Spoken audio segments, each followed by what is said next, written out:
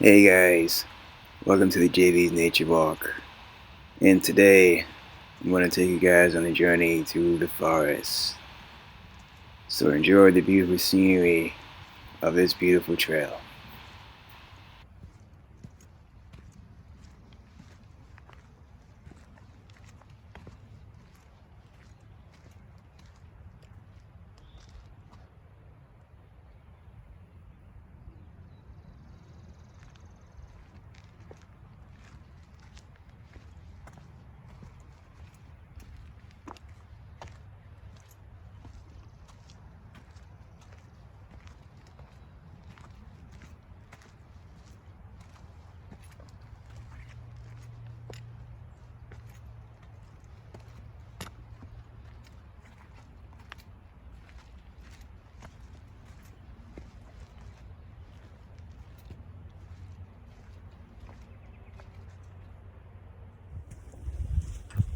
Hey guys, so welcome to the JV's Nature Walk. I'm at Cromwell Valley Park and I'm hiking on these long trails. This park is, like I said before guys, this park has a lot of trails. It's easy to get lost too. I don't typically get lost and I'm hiking in the forest and trails, but it is pretty easy to get lost out here. Just this type of so much forest, man. I know where I'm going and all that, but it's like so many trails. I decided to go on the high ground. Last time I was in a lower part of the park, there was less trails. I decided to go on the high ground. Guess what happened? There's more trails. So I was like, I'm just exploring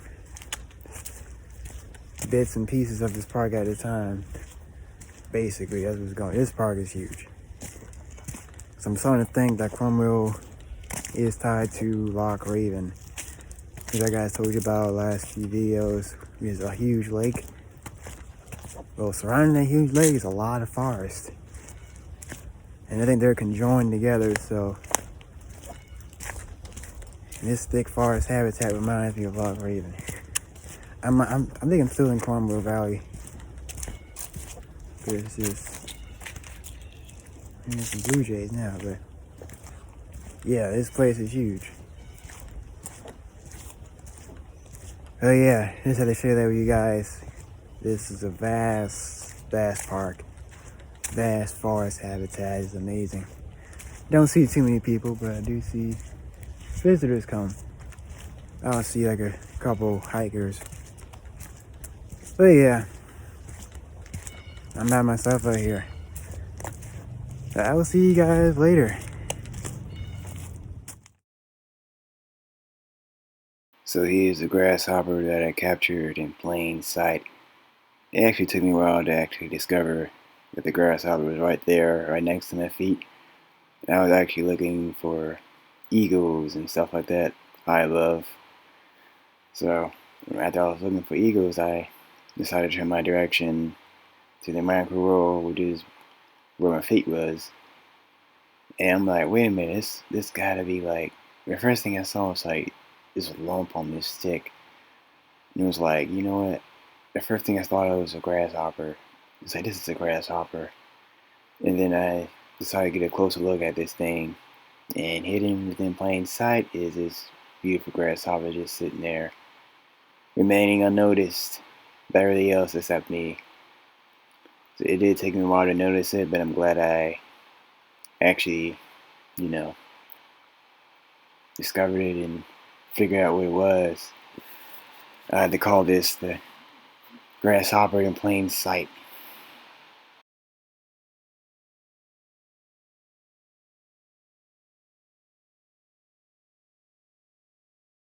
So whenever I see or think about grasshoppers, the first thing I think about is making leaps.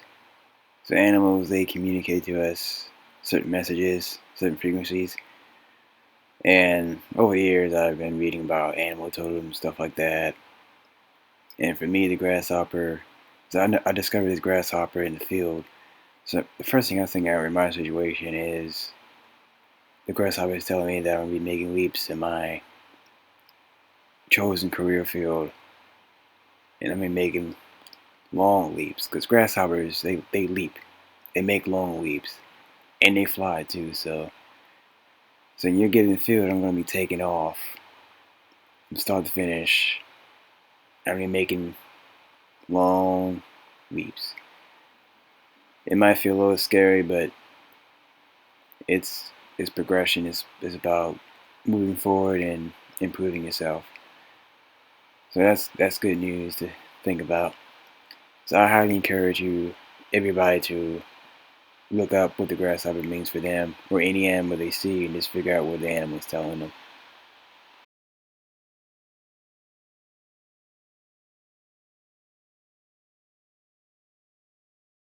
So this is the white-tailed deer that I photographed with my micro lens, and this is my first time actually pulling this off. This micro lens is used for macro subjects, but you can actually use the macro lens, my 100 millimeter macro lens, to shoot mammals. But mammals are a certain size. So the mammal has to be like a large enough size, like a deer, but also be close enough to you to be able to photograph it and get a decent shot of the mammal. Like a deer or a fox, maybe if a fox is close, I can probably pull it off. But just stuff like that. And you can tell by this deer, like, he definitely wasn't cool with me sitting there. He was feeding on the leaves of the trees, and he just looking at me with that intense stare. But yes, like, and I was just walking on the trail, guys. Like, it just happened. So, and at the time, I had my macro lens, so I just took advantage of it. Just I didn't have time to switch my lens. The macro lens was the perfect lens to use during the situation. So I was very glad and fortunate enough to get this picture. And this is like, I'll say this is my favorite deer image I even photographed at all in my life. So I'm very thankful to get this image. And I love capturing the deer in his own habitat. This image just shows everything. Really great image.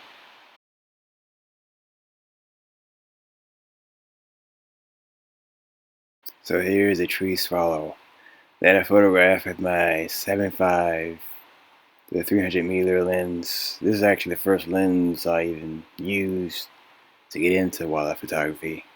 So it definitely takes me back, and I use this lens to capture songbirds, birds of prey. It's everything. I use our lens for everything. It's my wildlife photography lens. So it's good to go back to that lens. It kind of brings me back to how I got started in photography. The first telephoto lens I ever had. So I went back to the basics, went back to it, and I captured this tree swallow just sitting on top of this nest box. So really cool.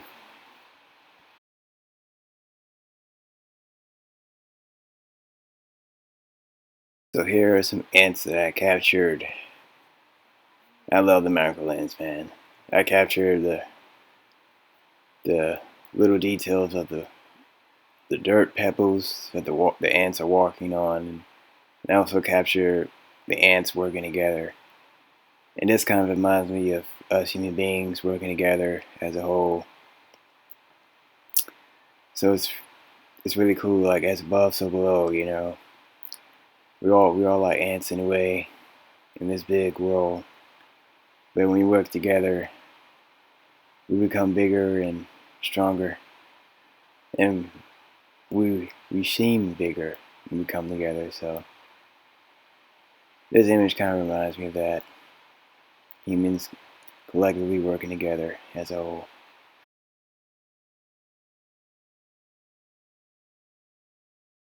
So here is this American oil beetle.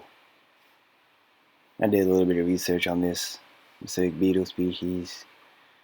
They actually move really slow, and if you get too close,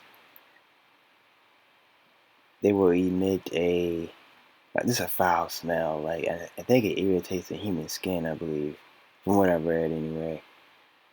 Now, I did get close to this just to get the detail of this beetle. This reminds me of like an armor suit back in, the I can't remember what age this was in. I guess the Black Ages. I don't know. Where the knights wore this, you know, heavy armor. This reminds me of that, and it's black, so it definitely does not want you to get too close or even this close to how you got this image.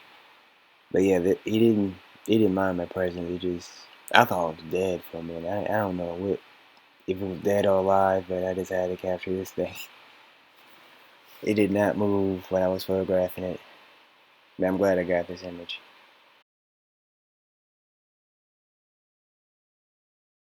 I want to thank you guys for tuning in to the JB's Nature Walk. I post every Thursdays at 2 o'clock p.m. Like, comment, share, and subscribe. And I'll see you guys next week.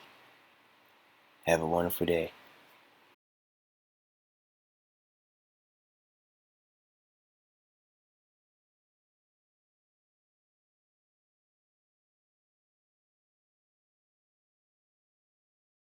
Also purchase my nature and wild photography prints at my website at www.thejbphotos.co. Alright, I'll see you guys later. Have a wonderful day.